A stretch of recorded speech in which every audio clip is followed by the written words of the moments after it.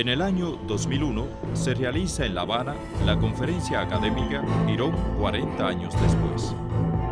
Agresores y agredidos, mercenarios y milicianos, agentes de la CIA y dirigentes de la Revolución Cubana se reúnen para dialogar sobre las relaciones entre ambos países, las causas que dieron lugar a la invasión y la respuesta dada por el pueblo cubano.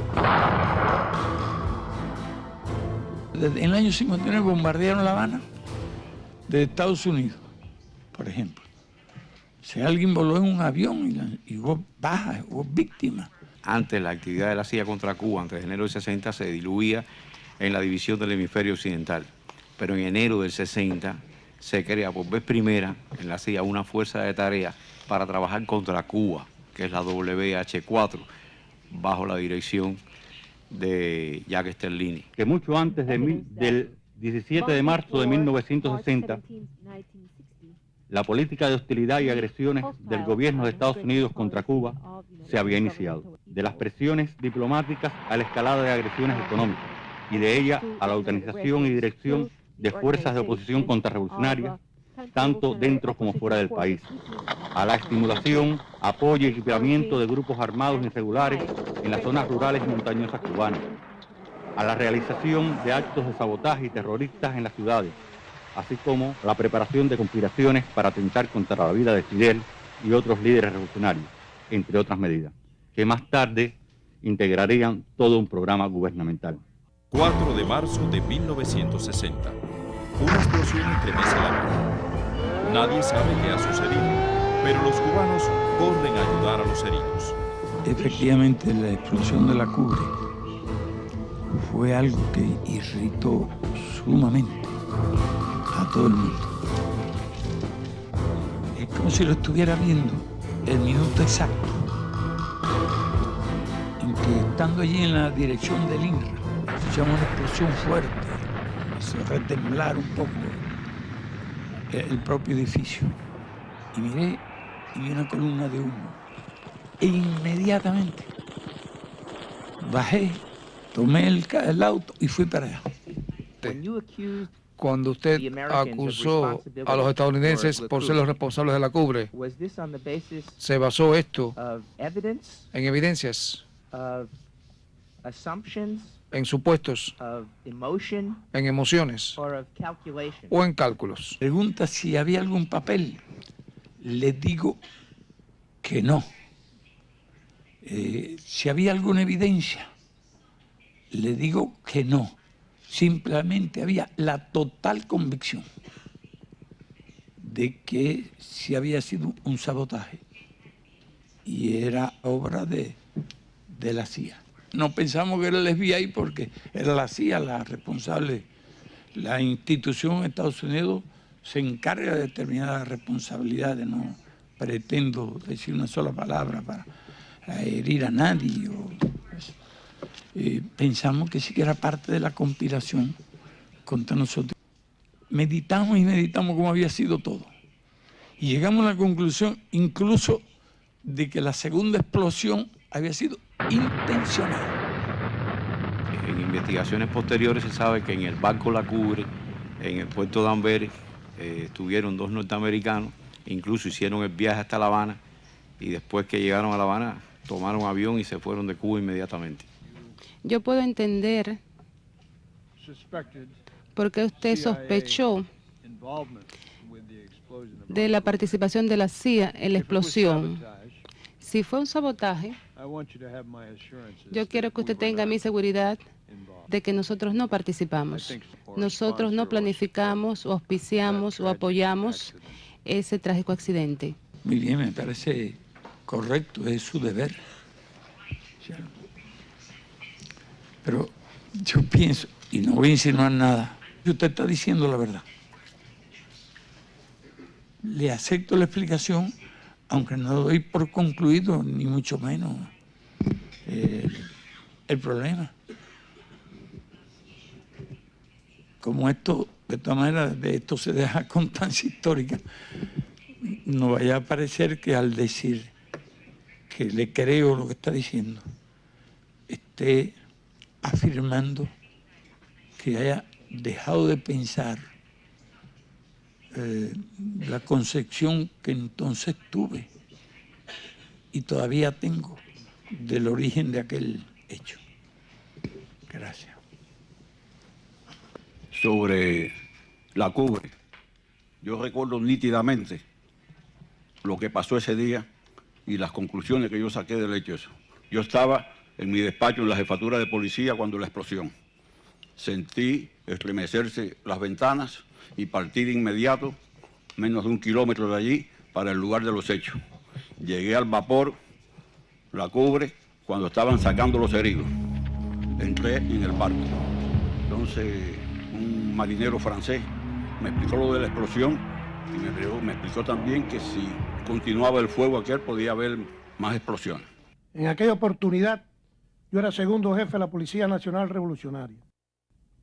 El comandante en jefe fue y entró por la calle que está frente a la termoeléctrica de Tallapiedra y fuimos al encuentro de él. También llegó el ministro, el comandante Raúl Castro, el ministro de la FARC, estaba allí.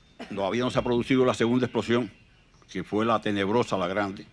Entonces en ese momento me avisan, la escolta me viene afuera, que Fidel se acerca con los carros de él hacia la Cubre. Partí de inmediato, intercepté el paso de Fidel y le dije de la situación que había allí. Fidel me dice, bueno, vamos para allá de todas maneras. Le digo, mire, comandante, déjeme a mí ahí, váyase usted, por favor, váyase de aquí a ver si yo resuelvo esa situación. Y me dice, no, vamos para allá, me dice él. En ese momento, yo lo recuerdo nítidamente, porque si él no viene, yo estuviera dentro del barco y la segunda explosión me agarra ahí y me hubiera matado. No podía haber, por otra parte, una segunda intención, y era que Fidel Castro o el Che Guevara u otros dirigentes atraídos por la primera explosión fueran al lugar de la explosión y entonces la segunda explosión los liquidase a ellos. No es descabellada pensar en esa idea de una explosión posterior a la primera, preparada, porque saben que él siempre hacía acto de presencia en esas situaciones tan difíciles. Nos sorprende la segunda explosión. Yo voy para allá, para el barco. Ahí me encontré con el Che cuando estaba llegando. Entonces, después, meditando, pienso que no solamente se hizo estallar el barco, sino que se escogió el momento en que más gente estuviera dentro de él. Es decir, que pusieron una bomba de contacto debajo de alguna de las cajas de fusiles Falo, de granadas, para cuando el barco llegara a Cuba, en el momento que estuviera lleno de trabajadores allí, estallara y matara mucha gente. Yo nunca en mi vida había visto, yo de la guerra ya había visto cantidad de muertos producidos en combate, pero como los de ese día ya después de la segunda explosión, estos hombres despedazados allí, fue uno de los sabotajes más siniestros que se pusieron en Cuba.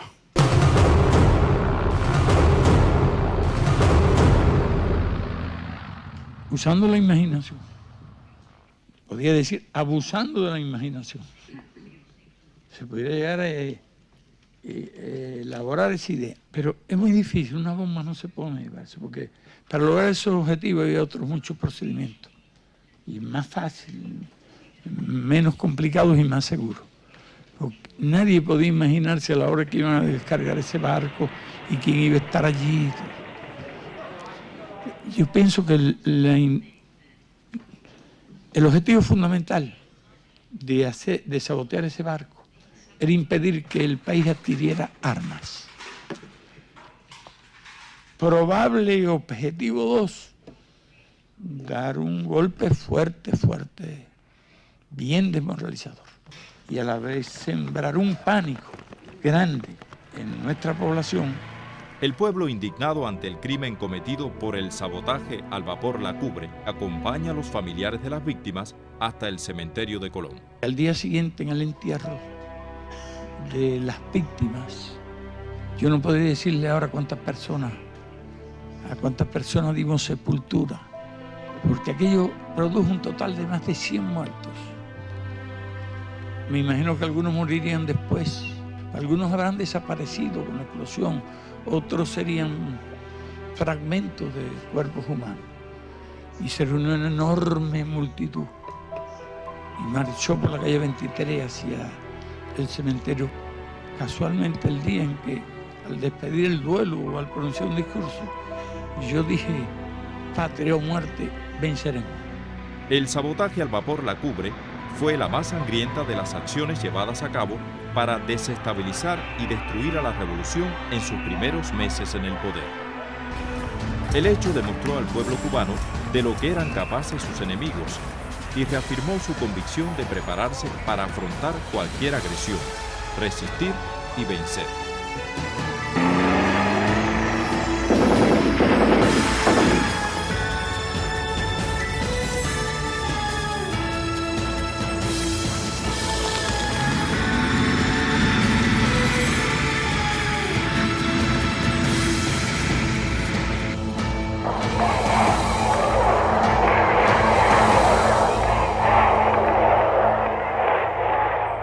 Todo el mundo estaba en la Guerra Fría al principio del gobierno de Fidel Castro en Cuba.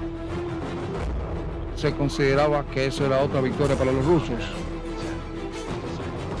Como acostumbrábamos a decir, ahora tenían una base comunista solamente en 90 millas de nuestras costas.